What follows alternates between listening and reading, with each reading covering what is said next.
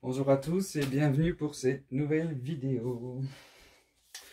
Aujourd'hui, je vais essayer de faire quelque chose d'intéressant. Enfin, aujourd'hui. Au cours des jours à venir, vous pouvez constater, j'ai différentes marques de peinture, j'en ai d'autres, j'ai pas tout sorti. Ce que j'aimerais faire, c'est faire un flip cup avec chacune de ces marques de peinture et d'autres, en n'utilisant qu'une seule marque à la fois. En général, je combine, je mélange les marques, enfin...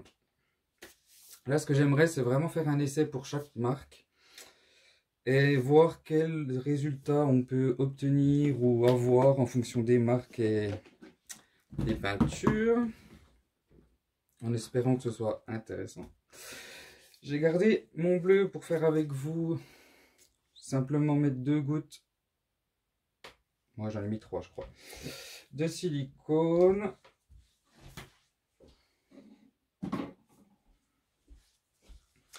J'avais un peu trop ouvert le bouchon. Bien mélanger.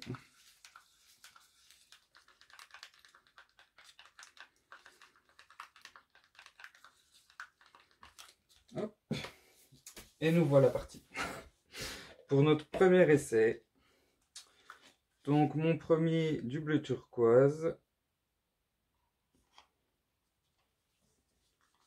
Ensuite j'ai du rouge. Je pense qu'en fonction des marques, on va avoir des pigmentations différentes, des textures différentes, peut-être même des cellules différentes, je sais pas. Ça fait un petit moment que je me dis qu'il faut que je le fasse et il est enfin temps que je me lance. Là j'ai du bleu de phthalocyanine.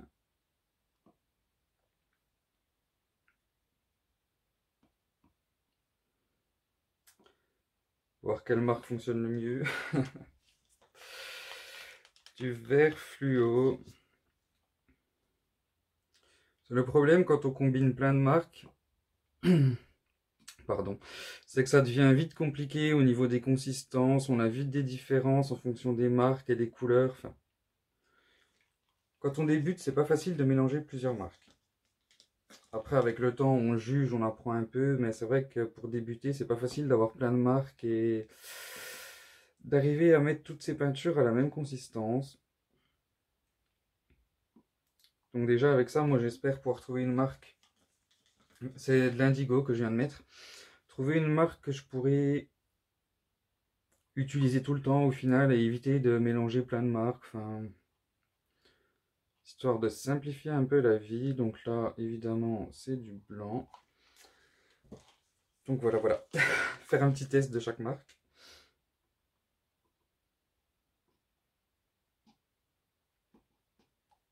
Je sais qu'il y a des marques qui fonctionnent pas bien pour le pouring.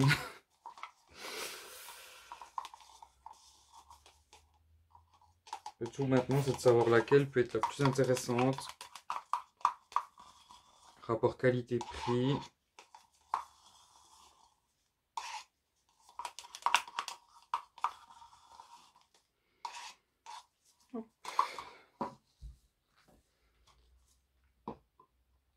Donc au niveau des mélanges,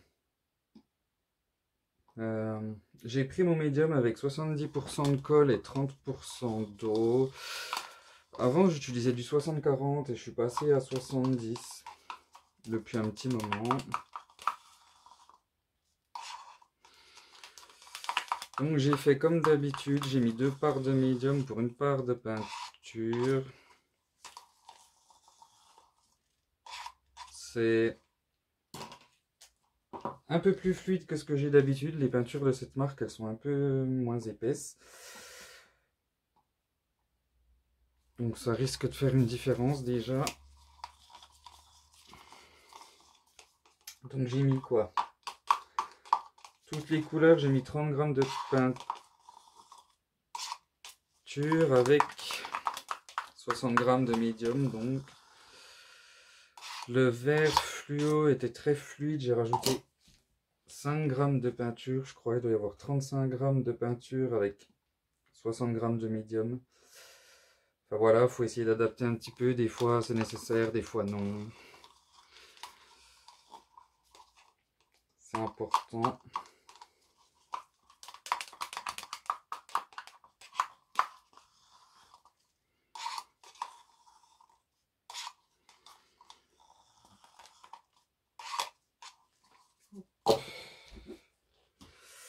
Bientôt fini.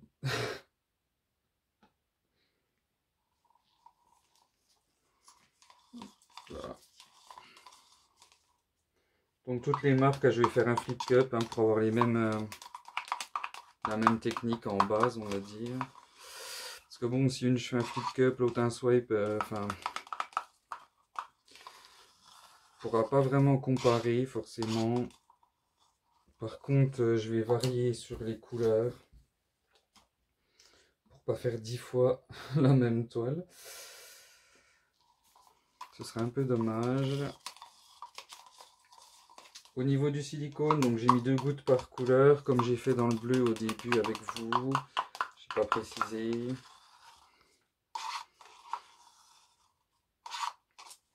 Enfin, quoi qu'il en soit, des fois j'oublie des choses de préciser. Vous avez tous les détails dans la description de mes vidéos. Toile de 30 par 40 cm. Donc oui, dans la description de mes vidéos, je mets mon médium, mes mélanges, le silicone, enfin il y a tout. Vous avez juste à cliquer sur le titre. La description se déroule sous la vidéo, donc vous avez le médium, comme je viens de dire, les toiles, les dimensions, le silicone. Il y a le lien pour mon groupe Facebook, Instagram, enfin toutes ces choses-là. Dans la description, je prends le temps de la faire la plus complète possible. En général,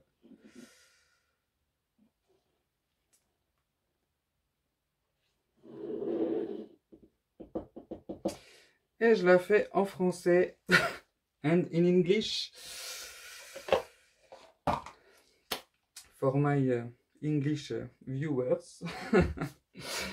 Ok, non mais c'est rien. Je craque, tout va bien.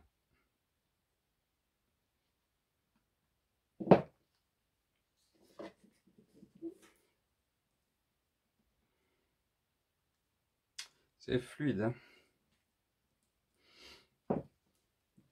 Comparé à ce que j'ai d'habitude, ça se sent, c'est vraiment fluide. Ce que je vais faire, c'est couvrir tout.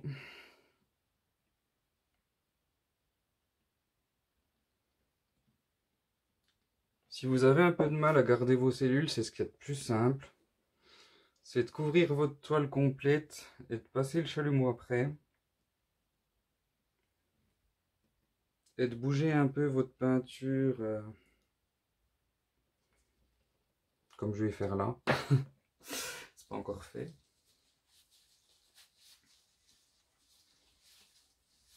Je crois que c'est la première fois de ma vie que j'utilise une couleur fluo dans un flip cup. Pourtant j'en ai plein, mais je m'en sers pas dans les flip cups.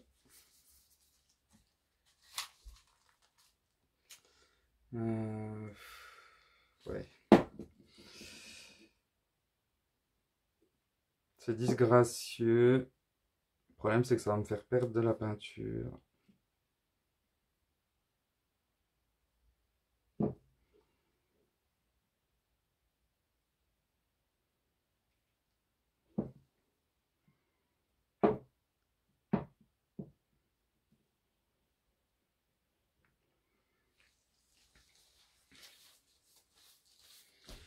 Allez, chalumeau.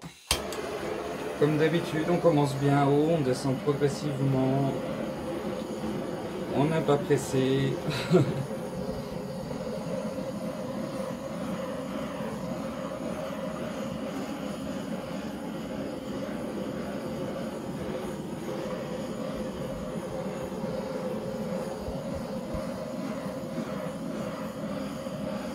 Faut bien rester mobile, faut pas s'arrêter sur une zone pour éviter de brûler la peinture ou de la sécher.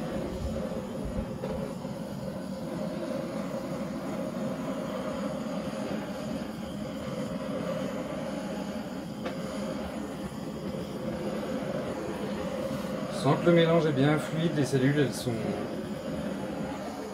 elles apparaissent très rapidement parce que le mélange est fluide.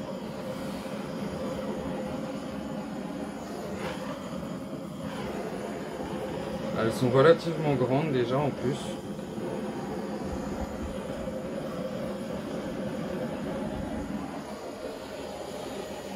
Je vais m'arrêter là.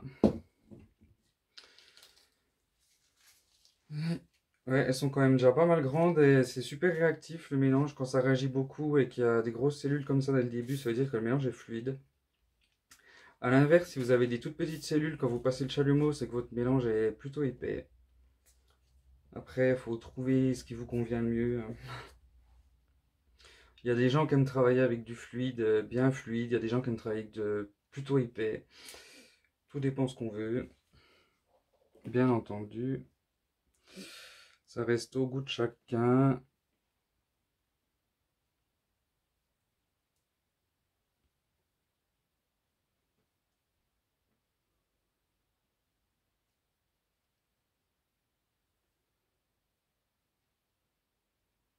C'est juste de bouger un peu, étirer un peu. Hop. Et voilà. Tout simple. C'est vrai que si vous avez un peu de mal avec les flip cups, le plus simple c'est vraiment de couvrir la toile comme ça et de juste étirer un peu les cellules sur la fin. Ça évite de les déformer. C'est plus rapide. Enfin, plus rapide. C'est moins complexe dans tous les cas. Je fais surtout ça quand j'ai des mélanges trop fluides. Quand les mélanges sont épais, c'est vraiment beaucoup plus facile de garder les cellules dans une belle forme quand le mélange est épais.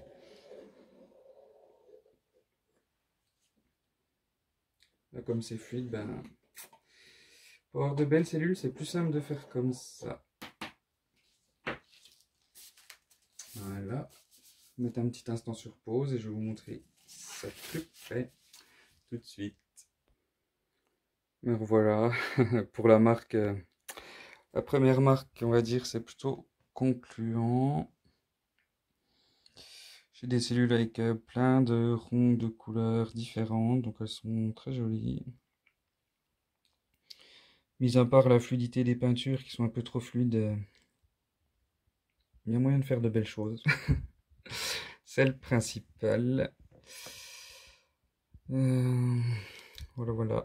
Donc si vous avez des questions, bah, comme d'habitude, vous pouvez me les laisser en commentaire sur YouTube ou sur mon groupe Facebook, comme je parlais tout à l'heure, Acrylique Pouring avec Steven. Il y a le lien dans la description, donc avec tous les mélanges. Enfin, voilà, voilà.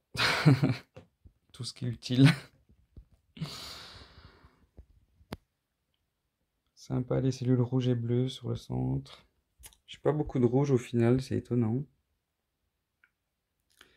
Et voilà. Je vous dis à tous merci et à très bientôt donc pour un prochain essai.